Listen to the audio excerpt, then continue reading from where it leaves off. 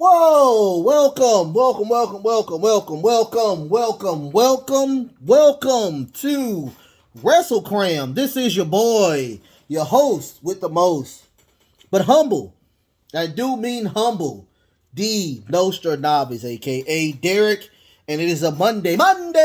You already know what's going on, y'all. It is Monday Night Raw.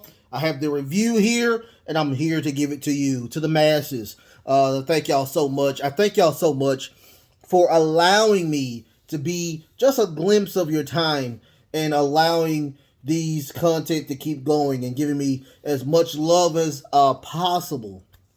Happy Juneteenth to everybody. Happy belated Father's Day to everybody as well. Much love to all the fathers out there. And just watch the show. Watch the show, y'all. Watch the show. If you think the show is good, give me a thumbs up. If you think that thumbs up can do a little bit more, go ahead and hit the subscription. I need as many subscriptions as y'all can, as many as you want. Thank you so much. If you think those two are just a little bit more, go hit that notification bell, y'all. I do 5 core shows every single week. This is one of them. I'm adding 2 more because we have Forbidden Door coming on Sunday. So I have my prediction that's coming out. That should be out after Wednesday. So you'll probably get 2 episodes on Wednesday. Either that or Thursday. I'll probably tag both of those on Thursday. After that, we have Forbidden Door actually on Sunday. So I will be reviewing Forbidden Door as well. So you're getting 2 more shows. You get 1 show 1 week and then you get another one. So, but next week after that, you'll get another couple of shows because Money in the Bank will be here, and I'm doing a prediction on that as well. So, other than that, you guys, let's talk about Raw a little bit. Raw was very Cena heavy. Every single segment was John Cena. John Cena's coming back next Monday. John Cena's coming back next Monday. Oh my goodness, John Cena. We love John Cena. I'm a John Cena fan, but goodness gracious, y'all laid it on like it was crazy on John Cena. I mean, goodness gracious. I was like, okay, that's what's up. That's what's up. Do you think? So John Cena is coming back next Monday. I don't think he has any shows. I don't think he has any movies to promote. So I think he'll be there for a little minute. What else? What else can I talk about? The card. The show wasn't bad. It was just the card was wrong. The card was truly wrong. The main event should not have been the main event. The match of the night, I will let you know up hands, spoilers. The match of the night was Bobby Lashley. Bobby Lashley versus the 3 opponents. That match should have been the main event. I'm so lost on why that was not the main event. I would have, dabbled a little bit in the card. I wouldn't have put I would have put the Bianca Belair stuff first, but I would have moved a lot of stuff around. It was just really weird to see, this card. I don't know who did the card this go around. I don't know if it was Vince. I don't know if it was Bruce. I don't know if it was John, but man, somebody did not do a great job with the card, the lineup of the card. But first, let's start off. We had a RIP shout out to referee Tim White. I don't know how he passed, but he did. Much love to his family. Sending positive and healing energy over there. Much love to you, Mr. White, and the White family. After that, we had Bianca Belair. She came out and she addressed the Rhea Ripley situation where she is injured and she had to relinquish the number 1 contendership spot. So they're going to have a Fatal 5-Way that's going to be that's going to open the show. It's going to be Becky Lynch, Asuka, Liv Morgan, Carmella, and Alexa Bliss. Now, here's the thing: Alexa Bliss and Liv Morgan were not gonna win. They're already part of the, of the actual Money in the Bank. So I knew they were not gonna win. Carmella is pretty much eye candy right now. She really isn't there to wrestle. Kind of pointless to do that. So I really thought it was going to be either Asuka or Becky Lynch. So she came out. She said she's ready. But Becky Lynch comes out during the promo of Bianca Belair to say, "Hey, I've been screwed so many times over and over. I should be the women's champion anyway. This is stupid. I think I should be the number one contender." After that, Asuka comes out. She says, big time bait, calls her a baby. I'm not a big fan of this new repackage of Asuka. It's really weird because she does know how to speak English. So it's just really weird how they have her. She's a foreign person, so she doesn't know a lot of English. It's really weird to me. I don't like it. It is what it is. I'm not going to entertain that. After that, Liv Morgan comes out. She's like, well, I've almost beaten Becky. I'm happy. I will most definitely forfeit my, Money in the Bank to main event. After that, Carmella comes out, and Carmella said pretty much the most important thing. She says that everybody here are former champions except you, Liv. Why are you in this match? Which makes perfect sense. And plus, Liv Morgan has been losing all day long. Like, she hasn't won a singles match in a very long time. So why is she in, this fatal 5-way? I don't know, but it is what it is. And she also says that you're just you're behind Alexa Bliss. You're like a little puppy dog. And Alexa Bliss comes out and says, well, I'm going to do my thing. My name was called. Keep your name out my mouth. And we get the match itself. It was pretty much a copy and paste from the last 2 weeks, where, instead of a fatal 4-way, it was a fatal 5-way. Liv and Alexa did that little roly thing. So I don't know if this is what the angle is, but Becky Lynch apparently is where she's at her lowest of lows, so she's not going to do a lot of winning. The crazy part about it is she almost won this match as well. She puts the manhandle slam on Liv Morgan, and she pins, but Asuka grabs the leg and pulls her off. Alexa Bliss is trying to do the Twisted Bliss, but Liv puts the knees up. And after that, she rolls out. Carmella does that really beautiful Bigfoot to the face to win the match. So Carmella will be now the number one contender at Money in the Bank against Bianca Belair's women's title. Of course, Becky is furious, so she goes to Adam Page. She's like, what is going on? This is crazy. What happens is, they already announced last week, but, Adam Pearce is like, well, yeah, we got the match. You will be in a qualifying match with Asuka later on today. So that was the end of that. After that, we got a Cena promo again about John Cena coming back. After that, Vincent Kennedy McMahon comes out. He comes out, he talks about, welcome to Monday Night Raw, but he talks about John Cena as well, and he's coming back Monday. After that, we got another video package about John fucking Cena. Like, John Cena. When I tell you this is a heavy John Cena, Anyway, after that, we got a video package of what happened at the main event of SmackDown, where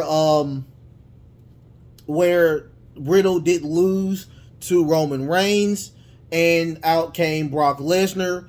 They have announced that the main event of SummerSlam will be a last man standing match against Brock versus Roman Reigns.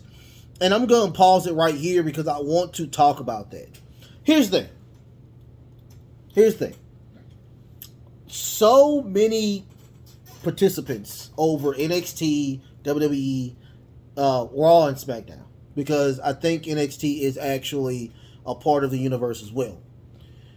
So you have all of these other people that can participate. You could have had a tournament. You could have had something happen to go for Roman. What they do is they bring out Brock, who's lost numerous times to Roman Reigns. He's going to lose at SummerSlam as well. Of course, he's going to lose. Here's my thing. Y'all got all these injuries. Y'all couldn't find not one person on your roster to build to SummerSlam. You could have did a tournament. You could have did anything. I'm getting sick and tired of the same copy, paste, repeat. I'm tired of it. You have so many other people on the roster right now that you can make, you can build. I mean, no disrespect to Riddle. I'm not a fan of Riddle. I'm not a fan of him being a champion. It will eventually happen. But, y'all try with him. Okay. He's over. He's completely over. Now you have the opportunity to get somebody else other than the people that's already had their shot. Do it. I mean, you have Bobby Lashley. Bobby Lashley is a face now. Because I know y'all are into the face and heel thing. There's a lot of people on this card that you could have put in that position. I'm just saying. I mean, I'm just honestly saying, like, you have Madcap Moss over there. You have Miztv Ali. You have Rey Mysterio. You got Dominic. You got a lot of people that can... Ezekiel. You got these people, but you're not using them. I mean, AJ Styles. You got so many people, but you're steady doing the copy and pasting. Is it because that Brock is just so mainstream that you wanted to do that again? I mean, come on. We're going to get the same match we got from WrestleMania to do it here. It's the same thing. Come on. But, I digress. After that, we got Riddle promo, and he's talking about that, his goal now is to win the Money in the Bank to get back to the main event. MVP brings him out and says, dude, you need to stop thinking that. You got to get through Omos first because they have the qualifying match. It kind of worked toward where Riddle was just talking about how he hates Seth and he wants to do bad things himself due to what he did to Cody. So when the match started, Seth Rollins is looking in the backstage at the video of them, wrestling. Now the story is that, Riddle's stomach and chest area is still injured from the spear. So Omos did get the full advantage to win with the double choke slam, and he does another choke slam after the win. So Omos has made it. He is in the Money in the Bank men's match, but out comes Seth Rollins. He throws Riddle out of the ring, and he talks about what he had to do to get there. He's calling Riddle a loser. You have not won in a very long time, so you do not deserve to be in the same ring as me. But you've lost 3 times to Cody Rhodes. I digress. But anyway, Riddle comes from behind to try to attack him again. Seth does the curve stomp on him, and that was the end of that package. After that, we got a video package from the pose off from last Monday, to Theory coming into the ring and talking about that he should have won the pose down. He was really hated. I like Theory. I'm a huge Theory fan. He tried to do a selfie, and Bobby Lashley is behind him with the baby oil. He sprays the baby oil on him and throws him out of the ring. Well, he does a spear on him, and he wants that belt. He wants that belt really, really good now. After that, they go back to the Judgment Day, where they attack Edge. I don't know why they did that. I mean, I think they're just trying to, that's what they're trying to do. So, after that, Theory talks to the upper management, and if Bobby Lashley wants the title, he has to do a 3-man gauntlet match. Now, this was pretty much the match of the night. This should have been the main event, but I digress. After that, we get Usos' Street Profit promo, where the Usos are saying, we've had this belt for so long, we're not going to drop these belts, especially to the Street Profits. The Street Profits come out and say, yeah, y'all gonna lose them belts. Y'all gonna lose them belts. Y'all gonna lose it at Money in the Bank. They want the smoke, apparently. They always want the smoke. So, we get a main event Jay versus Angelo Dawkins. It was okay. The ending was botchy. Apparently, Angelo was supposed to catch Jay to do that atomic powerbomb. That didn't happen. He jumped off, he grabbed him, and then he just threw him in the air and did a atomic drop, a powerbomb.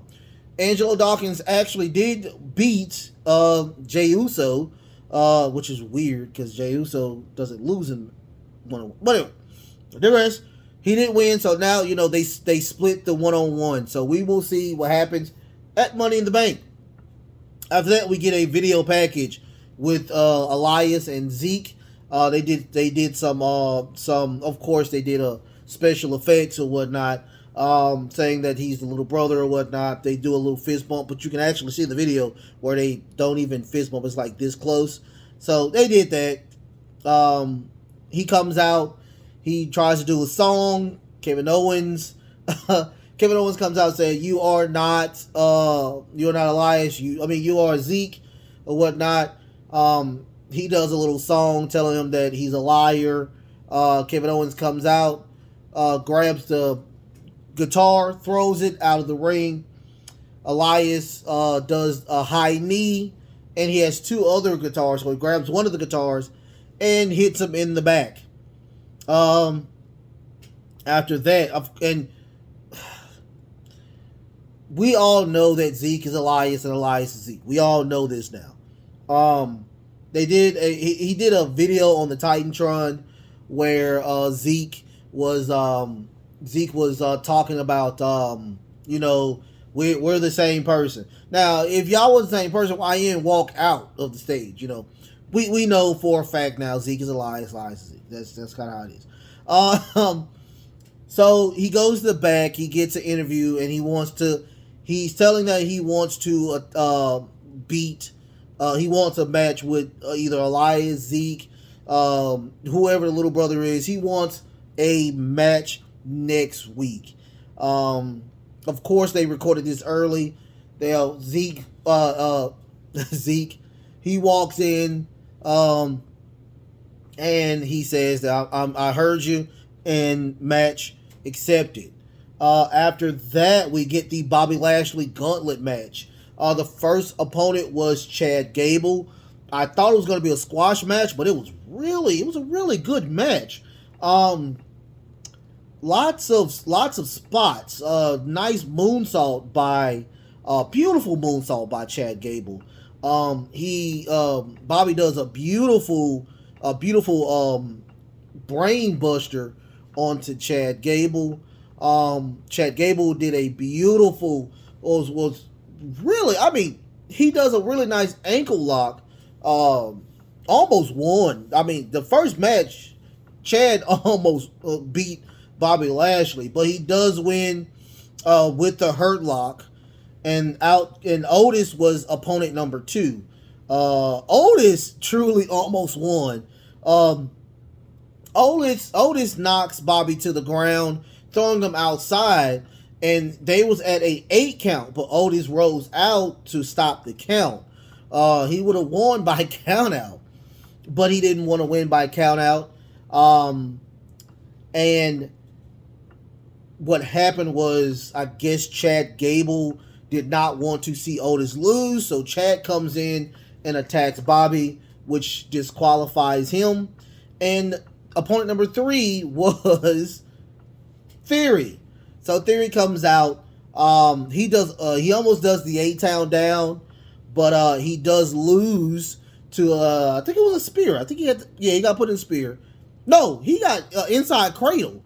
It was just a beautiful inside cradle to win the match. So what that signifies is that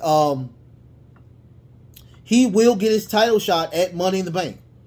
After that, we got a Miztv with AJ Styles. That should have been at the top of the card. So lost on why that was at the bottom. The Miz talks about that, AJ's on a losing streak, and it's just sad how he's losing. But and he talks about Nebraska because they're in Nebraska, and of course they're going to, the face is going to go, yay, home team, yay, home team. So we got that, and they talk about the Miz's tiny huevos, and that was it. Out comes Tommaso Ciampa to attack the AJ Styles from the back. I don't know if Tommaso and the Miz are collaborating, that they're working together, but every time the Miz does something, Tommaso Ciampa is there to attack whoever is going on. So we get a Tommaso Ciampa versus AJ Styles match. It's a pretty decent match. AJ Styles does win with a phenomenal forearm. Out comes the Miz. The Miz tries to attack, but he gets put in the Styles Clash. And hopefully we'll get a match at Money in the Bank with those two. After that, we get a Veer Mahaan promo where he talks about fear and everybody fears him, and he's trying to make a name for himself. He is still undefeated. I can't wait to see what they do with Veer. Hopefully they'll do something better. It is what it is. After that, we get the main event, which was Asuka and Becky Lynch. This was the Money in the Bank qualifier match. Whoever wins will be in the women's Money in the Bank. So it wasn't main event caliber. To me, that's what I told you. It wasn't the main event caliber. The main event should have been the Bobby Lashley match because it showed more promise. This match wasn't bad. But it was very botchy. I did hear from, I think it was either Naomi or Sasha, that both women are very stiff workers. So, and they don't like their brand or their style of the actual wrestling. But it told a story, and the story was that Becky is very determined. Before the bell even rang, she ran up to the stage to attack Asuka before she even got out of her, her costume. Throws her into the ring. She takes it off. They start going back and forth. Lots of striking in this match. And Becky does a lot of heavy moves. They did say that in the commentator, but she was a heavy grappler this go around. But Becky did not get the best of her. It was a nice spinning heel kick by Asuka to win the match. After the match was over, Becky is really upset. She's attacking the commentators area, and she's just very upset. I'm guessing this is the where they are, just making her go all the way down, and then eventually going to build her back up. She'll probably get that belt at SummerSlam. I guarantee they'll give her that belt at SummerSlam. But once again, it wasn't a bad show. It was just, I think it was just bad, bad booking, or bad how they put the match together, which was kind of weird to me. Other than that, you guys, we have, just like I said, we have Forbidden Door, and we also have my prediction show will be probably Thursday. So, my 2 cents, what I'm going to talk about. Okay, in the news, Vince McMahon has stepped down as CEO. Until I find out something else, I truly think this is the downfall of Vince McMahon. I think that this is over with. I think he will no longer be CEO, and I think he's going to have an early retirement. Why do you think that? Trust me. Find out on Thursday, where I do my 2 cents. The CEO will no longer be the CEO, and this is why. Okay. Until then, y'all, I love y'all so much. Like, share, subscribe. Go all over the world. Just send it out send it to the masses. All right. Until then, y'all, love, peace, and of course, wrestling.